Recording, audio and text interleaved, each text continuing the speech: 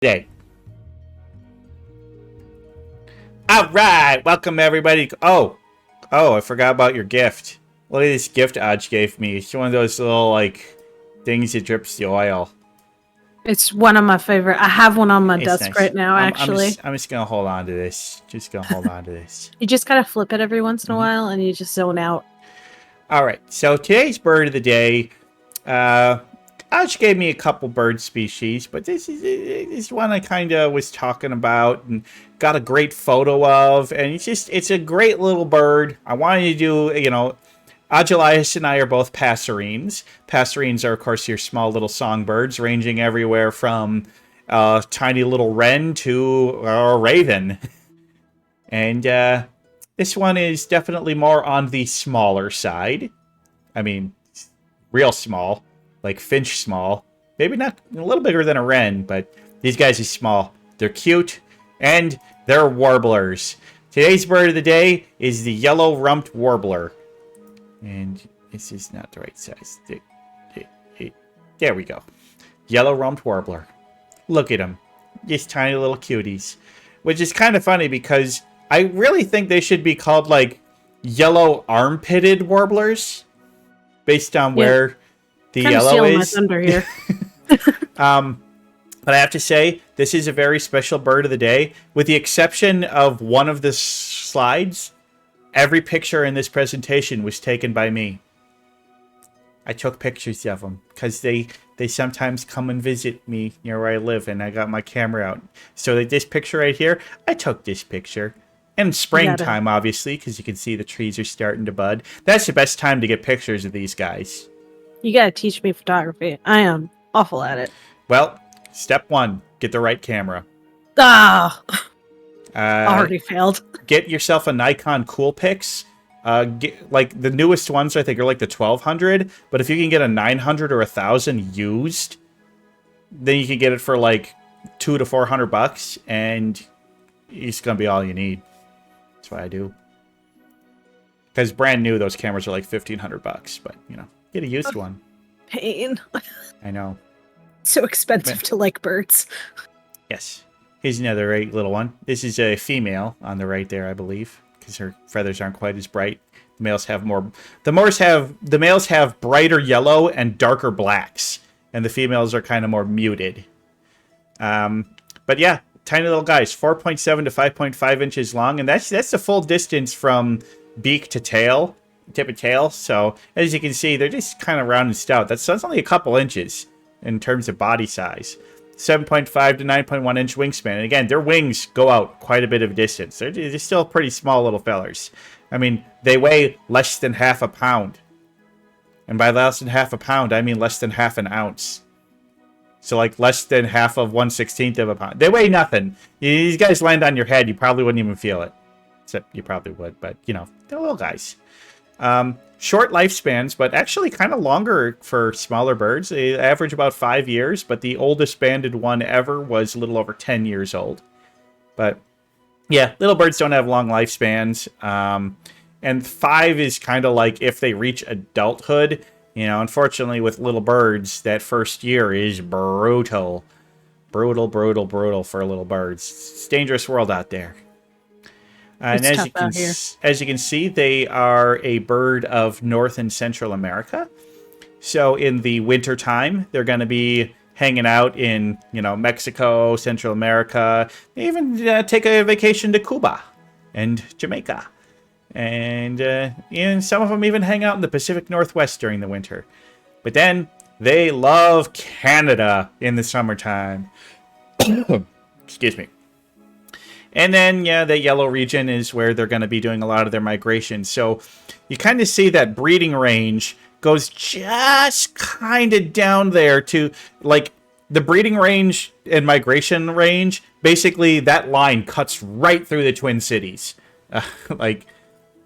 So it's like, I see a ton of these guys in spring and fall, and I see them rarely in summertime.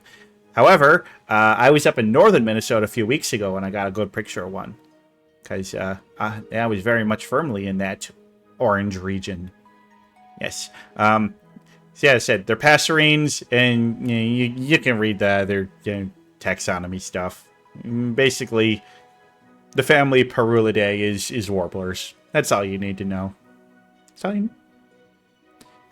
So, Warblers, some of the most colorful, pretty, secretive birds. yes. Now, I did not take these two pictures, so this is the only slide that doesn't have pictures I took. I wasn't able to get a picture of birds at the nest. Now, both of these ones here are male, and you were like, well, what's the male at the nest? You thought the female would be there. Well, guess what? They got good dads. Warblers are good dads. Dads are going to feed their little babies. But first off, he got to become a father. And how is he going to do that? Well, their biggest way of doing it is they sing a song to lure the lady. Then they show off their bright feathers, and the brighter the yellow contrasting with the darker black, the more better contrast that has, the more vibrant. Ladies like that. They real like that. But also, the males will be like, hey, check out this twig I found. This pine needle here is pretty sweet. I got this great little tuft of cotton. And the female's like, I could use that for a nest. This handsome man has brought me nice nest building materials. Okay, I'll let him breed with me. But here's the thing. This is true of a lot of little small passerines. They're not monogamous. They do not mate for life. And the female will pick a mate, and those two will be kind of a mating pair for the year. And he will protect her nest and raise her babies. But, see, here's the thing. They kind of do a lot of sleeping around. A female may breed with anywhere from 3 to 10 males, and vice versa. And so that's the thing, is that more often than not, a male is raising babies that are not biologically his. Yep. But here's the thing. That male probably has another female, or another male, who is raising his babies. So it kind of works out. It kind of works out. Takes a village. Yeah, it takes a village. And the thing is, they found that that's true of the majority of bird species. Unless you have birds that like truly mate for life. A lot of birds like this, most little songbirds, it's a party in spring. Just telling you. But yeah, they build those nice little cup nests, and they're going to lay 4 to 5 eggs per clutch. And it's pretty typical that they're going to do 2 clutches a year, sometimes 3. 1 is rare, 3 is rare, but 2 is most often. So any breeding pair, female, will, have, 8 to 10 eggs a year. And 3 of them might survive to adulthood. Because, like I said, it's a harsh world for little baby birds out there. The females do most of the incubation, while the male kind of sticks nearby and, kind of guards the nest, keeps an eye out for predators, chases away rivals, stuff like that. But once the babies are born, the parents take turns feeding them. And then between 10 to 14 days after hatching, they fledge, and, a couple days later, they're off and flying and being their own little birds, which is real quick. Humans don't even do that in 10 to 14 years. Yeah. It would be nice. It would be nice to have that kind of independence, but yeah, but not we need that to wait kind for of our brains to lifespan. develop. Yeah. Well, our brains, yes, crow brains take much longer to develop than warbler brains, and then human brains take even longer. So, yeah. Some brains never develop. Yeah. Very accurate. I was going to say like chickens, but Susie's here and I didn't want to. Wow. All right. Would you like to hear what a warbler song sounds like? Lay it on me. You won't be able to hear it through Discord.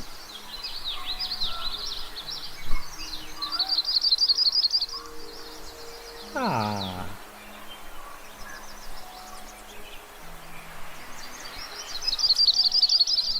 It's a beautiful song.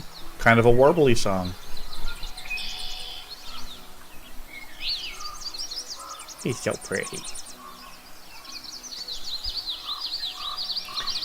One thing I also really like is they kind of have little raccoon masks.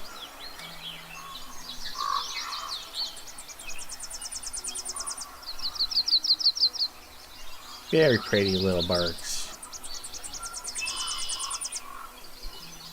Okay. Now, these little guys, you know, some small birds like finches are primarily vegetarian, but these guys are omnivorous. They like to eat little bugs, you know, mosquitoes, ants, crickets, you know, but they also like little berries and nuts, seeds, stuff, you know. You know, you see these guys at a bird feeder. They'll be there. But one thing that's really neat about these little guys is, you know, most little birds that eat insects, they're going to find them like on branches, and they're going to like, you know, eat the ants that are crawling up a tree, or they're going to, you know, forage on the ground and eat little bugs that way. But warblers, and particularly the yellow rumped warbler, are good at hawking, which is the technique of catching a flying insect right out of the air, which is impressive. These guys are skilled little hunters. It's real impressive. They sure don't look like it, but they are. Good for them. Now, they're not the biggest mosquito eaters, but hey, anything that eats a mosquito is A-okay in my book. Absolutely A-okay in my book. One thing that's kind of neat is when they do their winter migrations and fly south, they'll flock up with other warblers. So you can see mixed flocks of the yellow rumped warbler, the black and white warbler, and the yellow warbler primarily, because those are the three species that are most common in North America. But, you know, sometimes they'll even be seen hanging around finches and juncos and sparrows. So, yeah, little birds. Safety in numbers. It works. Works out for them.